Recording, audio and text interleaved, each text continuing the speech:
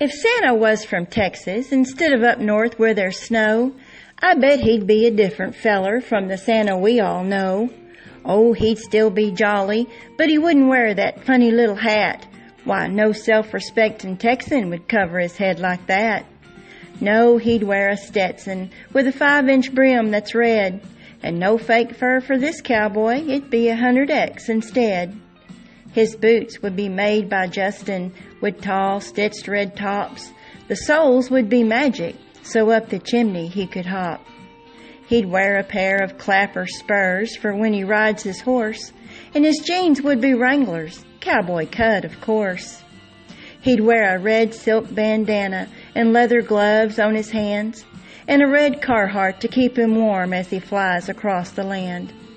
And he'd haul his gifts around in a wagon made for freight, 'cause a sleigh don't work so good here in the Lone Star State.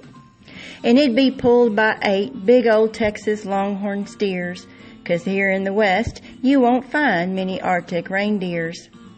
These steers would be broke to fly, and on the nights that there's a fog, he'd call on old Rudy, his red-nosed border collie dog.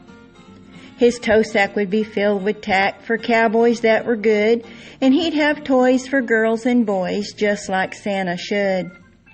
On Christmas Eve, he'd sneak into every ranch and bunkhouse, and except for the jingling of his spurs, he'd be as quiet as a mouse. He'd leave his gifts around all the cedar Christmas trees. When folks find 'em in the morning, they'll sure be pleased. And he'd fill every sock that's hung by the fireplace with care, and everyone will know that the Texas Santa had been there. Then, with a click of his heels, he's up the chimney with a jolly yee-haw, and as he rides away, you could hear him holler, "Merry Christmas, y'all!"